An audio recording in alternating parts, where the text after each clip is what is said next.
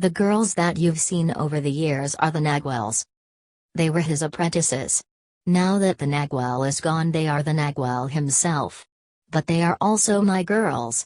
Mine. You mean that you're not Pablito's mother and they are clearly your daughters?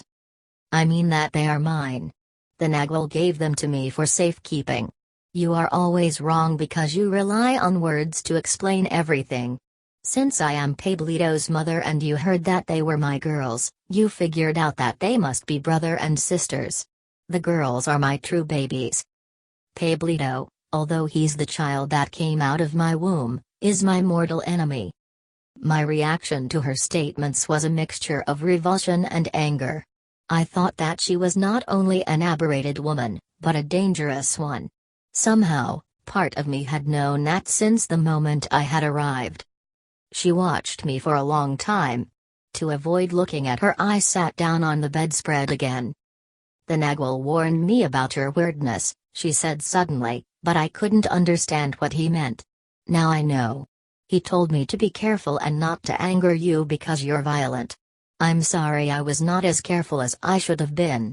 He also said that as long as you can write, you could go to hell itself and not even feel it. I haven't bothered you about that. Then he told me that you're suspicious because words entangle you. I haven't bothered you there, either. I've been talking my head off, trying not to entangle you. There was a silent accusation in her tone. I felt somehow embarrassed at being annoyed with her. What you're telling me is very hard to believe, I said. Either you or Don Juan has lied to me terribly. Neither of us has lied. You understand only what you want to. The Nagwell said that that is a condition of your emptiness. The girls are the Nagwell's children, just like you and Atligio are his children. He made 6 children, 4 women and 2 men. Gennaro made 3 men. There are 9 altogether. One of them, Eligio, already made it, so now it is up to the 8 of you to try. Where did Eligio go? He went to join the Nagwell and Gennaro. And where did the Nagwell and Gennaro go? You know where they went. You're just kidding me, aren't you? But that's the point, Donna Soledad. I'm not kidding you. Then I will tell you. I can't deny you anything. The Nagwell and Gennaro went back to the same place they came from, to the other world. When their time was up, they simply stepped out into the darkness out there, and since they did not want to come back, the darkness of the night swallowed them up. I felt it was useless to probe her any further. I was ready to change the subject, but she spoke first. You caught a glimpse of the other world when you jumped, she went on. But maybe the jump has confused you. Too bad. There is nothing that anyone can do about it. It is your fate to be a man. Women are better than men in that sense. They don't have to jump into an abyss. Women have their own ways. They have their own abyss. Women menstruate. The Nagwell told me that that was the door for them. During their period they become something else. I know that that was the time when he taught my girls.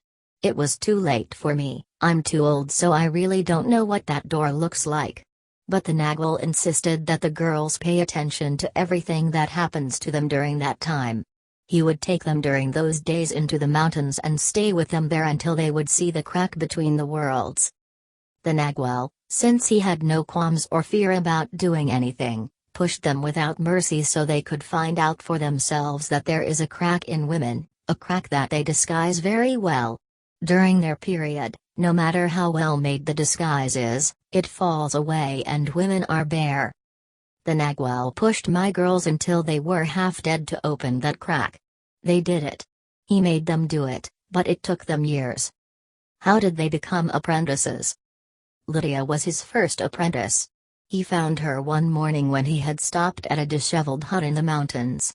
The Nagwell told me that there was no one in sight, and yet there had been omens calling him to that house since early morning. The breeze had bothered him terribly.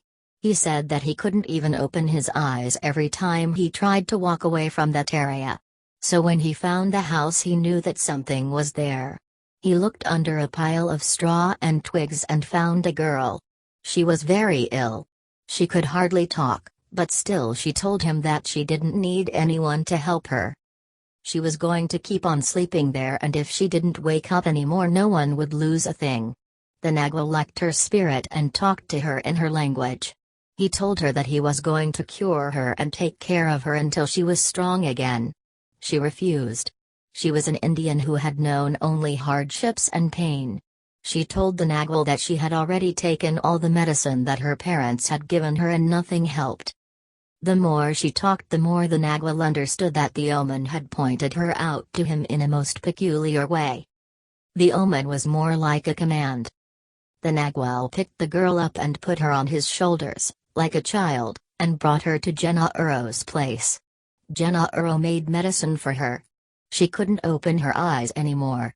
The lids were stuck together. They were swollen and had a yellowish crud on them. They were festering. The Nagwal tended her until she was well. He hired me to look after her and cook her meals. I helped her to get well with my food. She is my first baby. When she was well, and that took nearly a year, the Nagwal wanted to return her to her parents, but the girl refused to go and went with him instead. A short time after he had found Lydia, while she was still sick and in my care, the Nagwal found you. You were brought to him by a man he had never seen before in his life. The Nagwal saw that the man's death was hovering above his head, and he found it very odd that the man would point you out to him at such a time. You made the Nagwal laugh, and right away the Nagwal set a test for you. He didn't take you, he told you to come and find him. He has tested you ever since like he has tested no one else. He said that that was your path. For 3 years he had only 2 apprentices, Lydia and you. Then one day while he was visiting his friend Vicente, a curer from the north, some people brought in a crazy girl, a girl who did nothing else but cry. The people took the Nagwal for Vicente and placed the girl in his hands. The Nagwal told me that the girl ran to him and clung to him as if she knew him. The Nagwal told her parents that they had to leave her with him. They were worried about the cost, but the Nagwal assured them that it would be free. I suppose that the girl was such a pain in the ass to them that they didn't mind getting rid of her. The Nagwal brought her to me. That was hell. She was truly crazy. That was Josefina. It took the Nagwal years to cure her. But even to this day she's crazier than a bat. She was, of course, crazy about the Nagwal, and there was a terrible fight between Lydia and Josefina. They hated each other. But I liked them both. But the Nagwal, when he saw that they couldn't get along, became very firm with them. As you know, the Nagwal can't get mad at anyone. So he scared them half to death. One day Lydia got mad and left. She had decided to find herself a young husband. On the road she found a tiny chicken. It had just been hatched and was lost in the middle of the road. Lydia picked it up, and since she was in a deserted area with no houses around, she figured that the chicken belonged to no one. She put it inside her blouse, in between her breasts to keep it warm. Lydia told me that she ran, and in doing so the little chicken began to move to her side. She tried to bring him back to the front, but she couldn't catch him. The chicken ran very fast around her sides and her back, inside her blouse. The chicken's feet tickled her at first, and then they drove her crazy. When she realized that she couldn't get him out, she came back to me, screaming out of her mind, and told me to get the damn thing out of her blouse. I undressed her, but that was to no avail. There was no chicken at all, and yet she still felt its feet on her skin going around and around. The Nagwal came over then and told her that only when she let go of her old self would the chicken stop running. Lydia was crazy for 3 days and 3 nights. The Nagwal told me to tie her up. I fed her and cleaned her and gave her water. On the 4th day she became very peaceful and calm. I untied her and she put on her clothes, and when she was dressed again, as she had been the day she ran away, the little chicken came out. She took him in her hand and petted and thanked him and returned him to the place where she had found him. I walked with her part of the way. From that time on Lydia never bothered anyone. She accepted her fate. The Nagwal is her fate, without him she would have been dead. So what was the point of trying to refuse or mold things which can only be accepted? Josefina went off next. She was already afraid of what happened to Lydia, but she soon forgot about it. One Sunday afternoon, when she was coming back to the house, a dry leaf got stuck in the threads of her shawl. Her shawl was loosely woven. She tried to pick out the small leaf, but she was afraid of ruining her shawl. So when she came into the house, she immediately tried to loosen it, but there was no way, it was stuck. Josephina, in a fit of anger, clutched the shawl in the leaf and crumbled it inside her hand. She figured that small pieces would be easier to pick out. I heard a maddening scream and Josephina fell to the ground. I ran to her and found that she couldn't open her hand. The leaf had cut her hand to shreds as if it were pieces of a razor blade. Lydia and I helped her and nursed her for 7 days. Josephina was more stubborn than anyone else. She nearly died. At the end she managed to open her hand, but only after she had in her own mind resolved to drop her old ways. She still gets pains in her body from time to time, especially in her hand, due to the ugly disposition that still returns to her. The Nagwal told both of them that they shouldn't count on their victory because it's a lifetime struggle that each of us wages against our old selves. Lydia and Josephina never fought again. I don't think they like each other, but they certainly get along. I love those two the most. They have been with me all these years. I know that they love me too. What about the other 2 girls? Where do they fit? A year later Elena came. She is La Gorda. She was by far in the worst condition you could imagine. She weighed 220 pounds. She was a desperate woman. Pablito had given her shelter in his shop. She did laundry and ironing to support herself. The Nagwal came one night to get Pablito and found the fat girl working while a circle of moths flew over her head. He said that the moths had made a perfect circle for him to watch. He saw that the woman was near the end of her life, yet the moths must have had all the confidence in the world, in order for them to give him such an omen. The Nagwal acted fast and took her with him.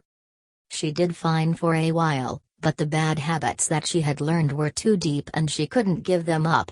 So one day the Nagwal sent for the wind to help her. It was a matter of helping her or finishing her off.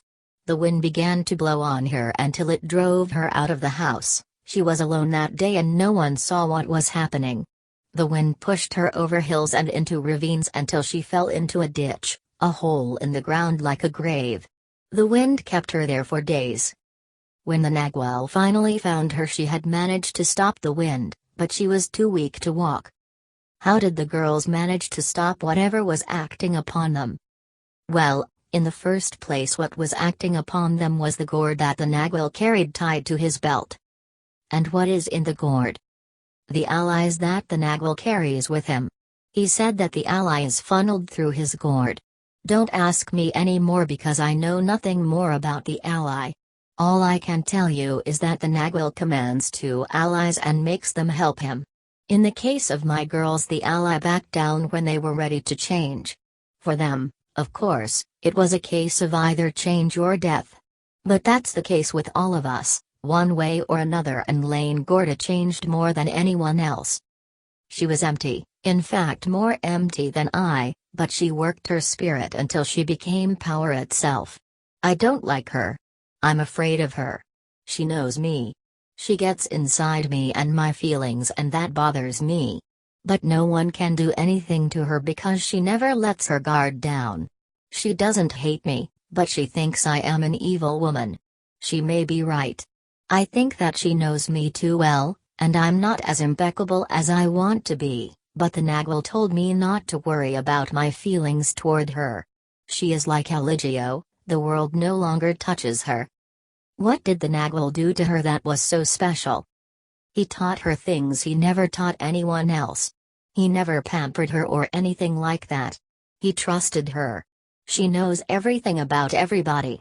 The Nagwal also told me everything except things about her. Maybe that's why I don't like her. The Nagwal told her to be my jailer. Wherever I go I find her. She knows whatever I do. Right now, for instance, I wouldn't be surprised if she shows up. Do you think she would?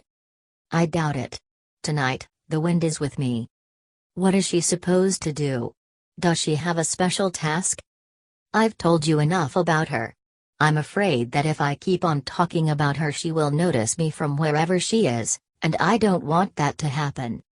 Tell me, then, about the others." Some years after he found La Gorda, the Nagual found Eligio. He told me that he had gone with you to his homeland. Eligio came to see you because he was curious about you. The Nagual didn't notice him.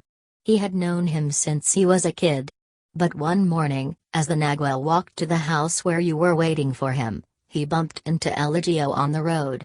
They walked together for a short distance and then a dried piece of chala got stuck on the tip of Eligio's left shoe. He tried to kick it loose but its thorns were like nails, they had gone deep into the sole of the shoe. The Nagual said that Eligio pointed up to the sky with his finger and shook his foot and the chala came off like a bullet and went up into the air. Eligio thought it was a big joke and laughed, but the Nagual knew that he had power, although Eligio himself didn't even suspect it. That is why, with no trouble at all, he became the perfect, impeccable warrior. It was my good fortune that I got to know him. The Nagual thought that both of us were alike in one thing. Once we hook onto something we don't let go of it. The good fortune of knowing Eligio was a fortune that I shared with no one else, not even with La Gorda. She met Eligio but didn't really get to know him, just like yourself. The Nagual knew from the beginning that Eligio was exceptional and he isolated him. He knew that you and the girls were on one side of the coin and Eligio was by himself on the other side. The Nagual and Gennaro were indeed very fortunate to have found him. I first met him when the Nagual brought him over to my house. Eligio didn't get along with my girls. They hated him and feared him too. But he was thoroughly indifferent. The world didn't touch him. The Nagual didn't want you, in particular, to have much to do with Eligio. The Nagual said that you are the kind of sorcerer one should stay away from. He said that your touch doesn't soothe, it spoils instead. He told me that your spirit takes prisoners. He was somehow revolted by you and at the same time he liked you. He said that you were crazier than Josefina when he found you and that you still are. It was an unsettling feeling to hear someone else telling me what Don Juan thought of me. At first I tried to disregard what Donna Soledad was saying, but then I felt utterly stupid and out of place trying to protect my ego. He bothered with you, she went on, because he was commanded by power to do so. And he, being the impeccable warrior he was, yielded to his master and gladly did what power told him to do with you. There was a pause. I was aching to ask her more about Don Juan's feelings about me. I asked her to tell me about her other girl instead. A month after he found Eligio, the Nagual found Rosa, she said. Rosa was the last one. Once he found her he knew that his number was complete. How did he find her? He had gone to see Benigno in his homeland. He was approaching the house when Rosa came out from the thick bushes on the side of the road, chasing a pig that had gotten loose and was running away. The pig ran too fast for Rosa. She bumped into the Nagual and couldn't catch up with the pig. She then turned against the Nagual and began to yell at him. He made a gesture to grab her and she was ready to fight him. She insulted him and dared him to lay a hand on her. The Nagual liked her spirit immediately but there was no omen. The Nagual said that he waited a moment before walking away, and then the pig came running back and stood beside him. That was the omen. Rosa put a rope around the pig. The Nagual asked her point blank if she was happy in her job. She said no. She was a live-in servant. The Nagual asked her if she would go with him and she said that if it was what she thought it was for, the answer was no. The Nagual said it was for work and she wanted to know how much he would pay. He gave her a figure and then she asked what kind of work it was. The Nagual said that it was to work with him in the tobacco fields of Veracruz. She told him then that she had been testing him. If he would have said he wanted her to work as a maid, she would have known that he was a liar, because he looked like someone who had never had a home in his life. The Nagual was delighted with her and told her that if she wanted to get out of the trap she was in she should come to Benigno's house before noon. He also told her that he would wait no longer than 12, If she came, she had to be prepared for a difficult life and plenty of work. She asked him how far was the place of the tobacco fields. The Nagual said 3 days' ride in a bus. Rosa said that if it was that far she would certainly be ready to go as soon as she got the pig back in his pen. And she did just that. She came here and everyone liked her. She was never mean or bothersome. The Nagual didn't have to force her or trick her into anything. She doesn't like me at all, and yet she takes care of me better than anyone else. I trust her, and yet I don't like her at all, and when I leave I will miss her the most. Can you beat that? I saw a flicker of sadness in her eyes. I could not sustain my distrust. She wiped her eyes with a casual movement of her hand. There was a natural break in the conversation at that point. It was getting dark by then and writing was very difficult, besides I had to go to the bathroom. She insisted that I use the outhouse before she did as the Nagual himself would have done. Afterward she brought 2 round tubs the size of a child's bathtub, filled them half full with warm water and added some green leaves after mashing them thoroughly with her hands. She told me in an authoritative tone to wash myself in one of the tubs while she did the same in the other. The water had an almost perfumed smell. It caused a ticklish sensation. It felt like a mild menthol on my face and arms. We went back to her room. She put my writing gear, which I had left on her bed, on top of one of her chests of drawers. The windows were open and there was still light. It must have been close to 7. Donna Soledad lay on her back. She was smiling at me. I thought that she was the picture of warmth. But at the same time and in spite of her smile, her eyes gave out a feeling of ruthlessness and unbending force. I asked her how long she had been with Don Juan as his woman or apprentice. She made fun of my cautiousness in labeling her. Her answer was 7 years. She reminded me then that I had not seen her for 5. I had been convinced up to that point that I had seen her 2 years before. I tried to remember the last time, but I could not. She told me to lie down next to her. I knelt on the bed, by her side. In a very soft voice she asked me if I was afraid. I said no, which was the truth. There in her room, at that moment, I was being confronted by an old response of mine, which had manifested itself countless times, a mixture of curiosity and suicidal indifference. Almost in a whisper she said that she had to be impeccable with me and tell me that our meeting was crucial for both of us. She said that the Nagual had given her direct and detailed orders of what to do. As she talked I could not help laughing at her tremendous effort to sound like Don Juan. I listened to her statements and could predict what she would say next. Suddenly she sat up. Her face was a few inches from mine. I could see her white teeth shining in the semi-darkness of the room. She put her arms around me in an embrace and pulled me on top of her. My mind was very clear, and yet something was leading me deeper and deeper into a sort of morass. I was experiencing myself as something I had no conception of. Suddenly I knew that I had, somehow, been feeling her feelings all along. She was the strange one. She had mesmerized me with words. She was a cold, old woman. And her designs were not those of youth and vigor, in spite of her vitality and strength. I knew then that Don Juan had not turned her head in the same direction as mine. That thought would have been ridiculous in any other context, nonetheless, at that moment I took it as a true insight. A feeling of alarm swept through my body. I wanted to get out of her bed. But there seemed to be an extraordinary force around me that kept me fixed, incapable of moving away. I was paralyzed. She must have felt my realization. All of a sudden she pulled the band that tied her hair and in one swift movement she wrapped it around my neck.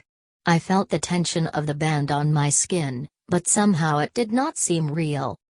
Don Juan had always said to me that our great enemy is the fact that we never believe what is happening to us.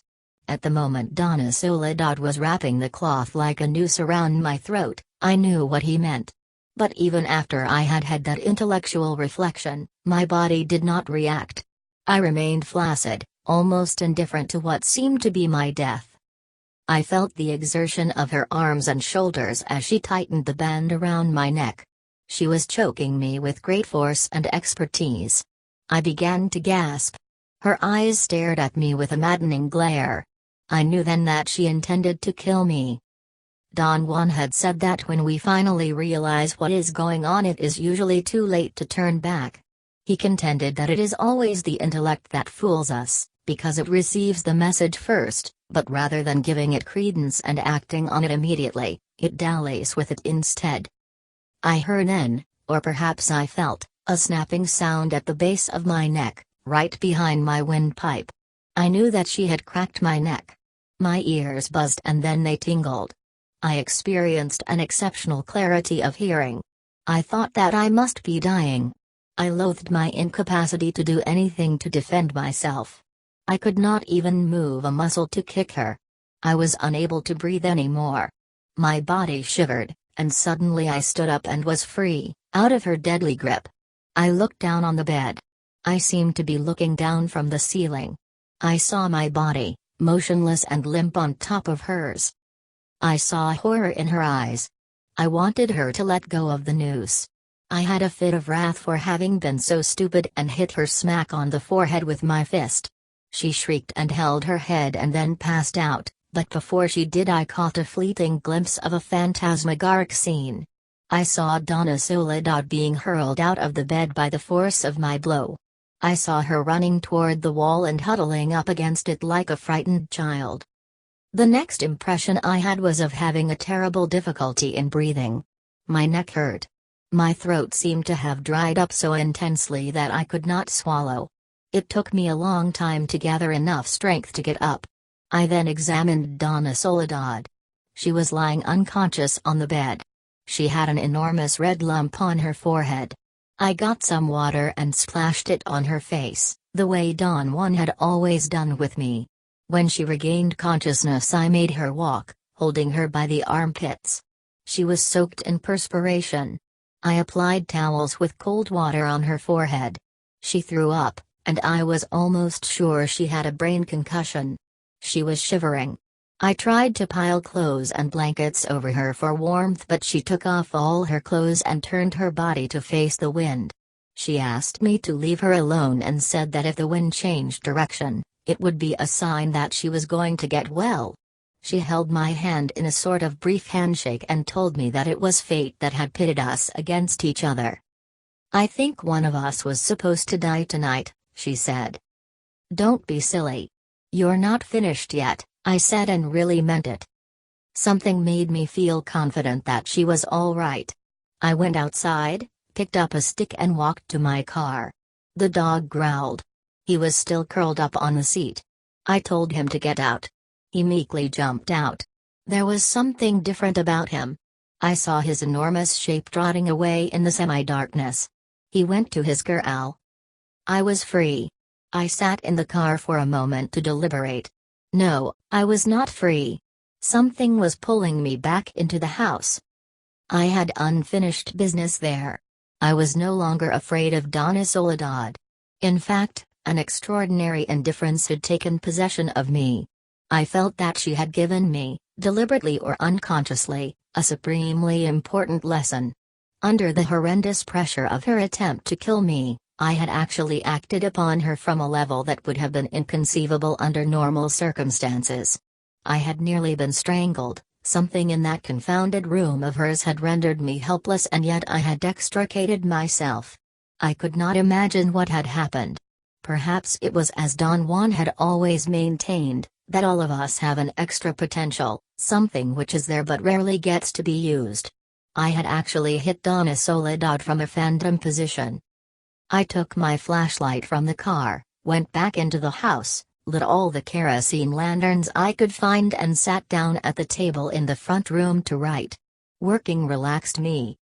Toward dawn, Donna Soledad stumbled out of her room. She could hardly keep her balance. She was completely naked. She became ill and collapsed by the door. I gave her some water and tried to cover her with a blanket. She refused it. I became concerned with the possibility of her losing body heat. She muttered that she had to be naked if she expected the wind to cure her. She made a plaster of mashed leaves, applied it to her forehead and fixed it in place with her turban. She wrapped a blanket around her body and came to the table where I was writing and sat down facing me. Her eyes were red. She looked truly sick. "There is something I must tell you," she said in a weak voice. "The Nagwal set me up to wait for you. I had to wait even if it took 20 years. He gave me instructions on how to entice you and steal your power. He knew that sooner or later you had to come to see Pablito and Nestor, so he told me to use that opportunity to bewitch you and take everything you have. The Nagwal said that if I lived an impeccable life my power would bring you here when there would be no one else in the house. My power did that. Today you came when everybody was gone. My impeccable life had helped me. All that was left for me to do was to take your power and then kill you." "But why would you want to do such a horrible thing?" "Because I need your power for my own journey. The Nagwal had to set it up that way. You had to be the one. After all, I really don't know you. You mean nothing to me. So why shouldn't I take something I need so desperately from someone who doesn't count at all?" Those were the Nagwal's very words. "Why would the Nagwal want to hurt me? You yourself said that he worried about me. What I've done to you tonight has nothing to do with what he feels for you or myself. This is only between the two of us. There have been no witnesses to what took place today between the two of us, because both of us are part of the Nagwal himself. But you in particular have received and kept something of him that I don't have, something that I need desperately, the special power that he gave you." The Nagwal said that he had given something to each of his 6 children. "I can't reach Eligio. I can't take it from my girls, so that leaves you as my prey. I made the power the Nagwal gave me grow, and in growing it changed my body. You made your power grow too. I wanted that power from you and for that I had to kill you. The Nagwal said that even if you didn't die, you would fall under my spell and become my prisoner for life if I wanted it so. Either way, your power was going to be mine." "But how could my death benefit you?" "Not your death but your power. I did it because I need a boost. Without it I will have a hellish time on my journey. I don't have enough guts. That's why I dislike La Gorda. She's young and has plenty of guts. I'm old and have second thoughts and doubts. If you want to know the truth, the real struggle is between Pablito and myself. He is my mortal enemy, not you. The Nagwal said that your power could make my journey easier and help me get what I need. How on earth can Pablito be your enemy?" When the Nagwal changed me, he knew what would eventually happen. First of all, he set me up so my eyes would face the north, and although you and my girls are the same, I am the opposite of you people. I go in a different direction. Pablito, Nestor and Benigno are with you, the direction of their eyes is the same as yours. All of you will go together toward Yucatan.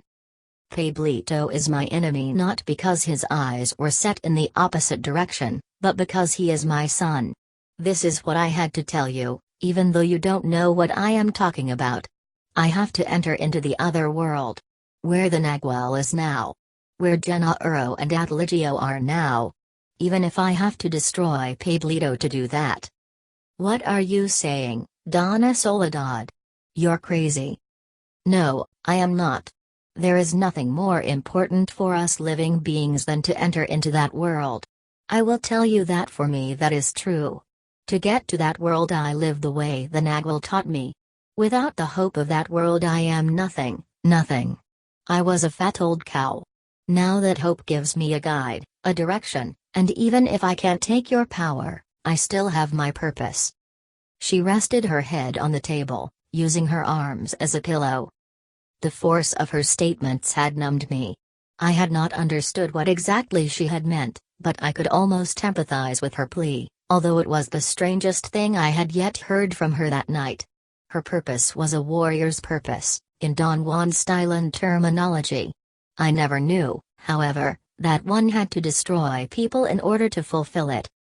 She lifted up her head and looked at me with half-closed eyelids. At the beginning everything worked fine for me today, she said. I was a bit scared when you drove up. I had waited years for that moment. The Nagwell told me that you like women. He said you are an easy prey for them, so I played you for a quick finish. I figured that you would go for it. The Nagwell had taught me how I should grab you at the moment when you are the weakest. I was leading you to that moment with my body. But you became suspicious. I was too clumsy.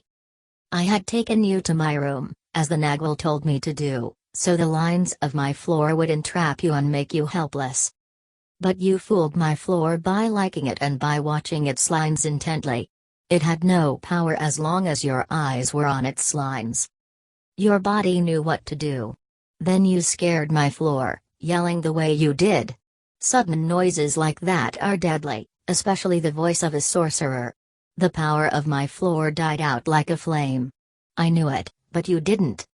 You were about to leave then, so I had to stop you. The Nagwell had shown me how to use my hand to grab you.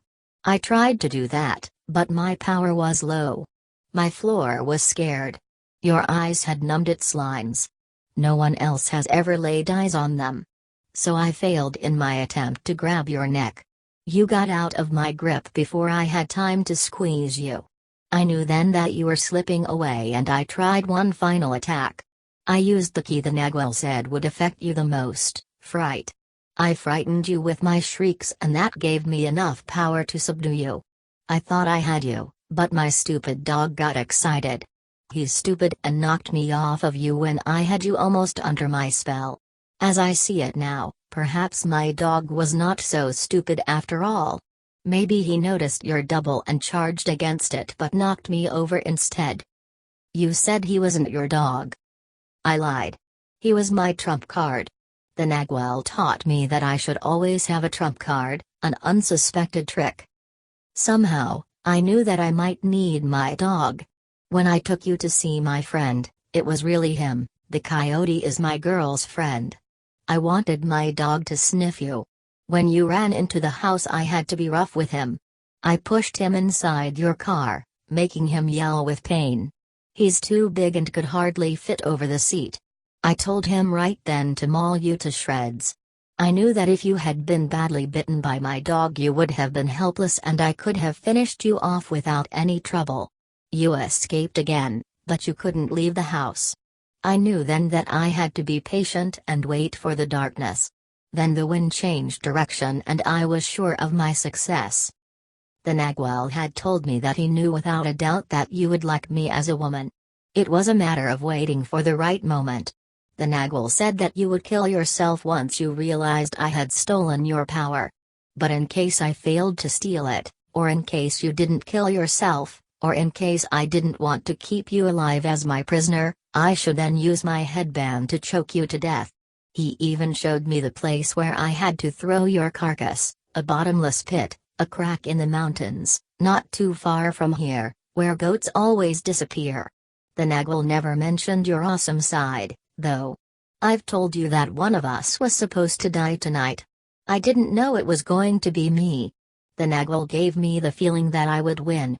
How cruel of him not to tell me everything about you. Think of me, Donna Soledad. I knew even less than you did.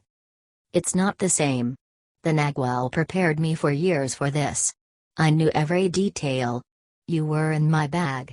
The Nagwell even showed me the leaves I should always keep fresh and handy to make you numb. I put them in the tub as if they were for fragrance. You didn't notice that I used another kind of leaf for my tub. You fell for everything I had prepared for you. And yet your awesome side won in the end. What do you mean my awesome side? The one that hit me and will kill me tonight. Your horrendous double that came out to finish me. I will never forget it, and if I live, which I doubt, I will never be the same. Did it look like me? It was you, of course, but not as you look now. I can't really say what it looked like. When I want to think about it I get dizzy. I told her about my fleeting perception that she had left her body with the impact of my blow. I intended to prod her with the account. It seemed to me that the reason behind the whole event had been to force us to draw from sources that are ordinarily barred to us. I had positively given her a dreadful blow, I had caused profound damage to her body, and yet I could not have done it myself. I did feel I had hit her with my left fist. The enormous red lump on her forehead attested to that, yet I had no swelling in my knuckles or the slightest pain or discomfort in them. A blow of that magnitude could even have broken my hand. Upon hearing my description of how I had seen her huddling against the wall, she became thoroughly desperate. I asked her if she had had any inkling of what I had seen, such as a sensation of leaving her body, or a fleeting perception of the room. "I know now that I am doomed," she said. "Very few survive a touch of the double. If my soul has left already, I won't survive. I'll get weaker and weaker until I die." Her eyes had a wild glare. She raised herself and seemed to be on the verge of striking me, but she slumped back. "You've taken my soul," she said. "You must have it in your pouch now. Why did you have to tell me, though?" I swore to her that I had had no intentions of hurting her, that I had acted in whatever form only in self-defense, and therefore I bore no malice toward her. "If you don't have my soul in your pouch, it's even worse," she said. "It must be roaming aimlessly around. I will never get it back, then." Donna Soledad seemed to be void of energy. Her voice became weaker. I wanted her to go and lie down. She refused to leave the table. "The Nagual said that if I failed completely I shouldn't give you his message," she said. "He told me to tell you that he had replaced your body a long time ago. You're himself now." "What did he mean by that?" "He's a sorcerer. He entered into your old body and replaced its luminosity. Now you shine like the Nagual himself. You're not your father's son anymore. You are the Nagual himself." Donna Soledad stood up. She was groggy. She appeared to want to say something else but had trouble vocalizing. She walked to her room. I helped her to the door. She did not want me to enter. She dropped the blanket that covered her and lay down on her bed. She asked in a very soft voice if I would go to a hill a short distance away and watch from there to see if the wind was coming. She added in a most casual manner that I should take her dog with me. Somehow her request did not sound right. I said that I would climb up on the roof and look from there. She turned her back to me and said that the least I could do for her was to take her dog to the hill so that he could lure the wind. I became very irritated with her. Her room in the darkness gave out a most eerie feeling. I went into the kitchen and got 2 lanterns and brought them back with me. At the sight of the light she screamed hysterically. I let out a yell myself, but for a different reason. When the light hit the room I saw the floor curled up, like a cocoon, around her bed. My perception was so fleeting that the next instant I could have sworn that the shadow of the wire protective masks of the lanterns had created that ghastly scene. My phantom perception made me furious. I shook her by the shoulders. She wept like a child and promised not to try any more of her tricks. I placed the lanterns on the chest of drawers and she fell asleep instantly. By mid-morning the wind had changed. I felt a strong gust coming through the north window. Around noon Donna Soledad came out again. She seemed a bit wobbly. The redness in her eyes had disappeared and the swelling of her forehead had diminished. There was hardly any visible lump. I felt that it was time for me to leave. I told her that although I had written down the message that she had given me from Don Juan, it did not clarify anything. "You're not your father's son anymore. You are now the Nagual himself," she said. There was something truly incongruous about me. A few hours before I had been helpless and Donna Soledad had actually tried to kill me, but at that moment, when she was speaking to me, I had forgotten the horror of that event. And yet, there was another part of me that could spend days mulling over meaningless confrontations with people concerning my personality or my work. That part seemed to be the real me, the me that I had known all my life. The me, however, who had gone through a bout with death that night, and then forgotten about it, was not real. It was me and yet it was not. In the light of such incongruities Don Juan's claims seemed to be less far-fetched, but still unacceptable. Donna Soledad seemed absent-minded. She smiled peacefully. "Oh, they are here," she said suddenly. "How fortunate for me. My girls are here. Now they'll take care of me." She seemed to have had a turn for the worse. She looked as strong as ever, but her behavior was more disassociated. My fears mounted. I did not know whether to leave her there or take her to a hospital in the city, several hundred miles away. All of a sudden she jumped up like a little child and ran out the front door and down the driveway toward the main road. Her dog ran after her. I hurriedly got in my car in order to catch up with her. I had to drive down the path in reverse since there was no space to turn around. As I approached the road, I saw through the back window that Donna Soledad was surrounded by 4 young women.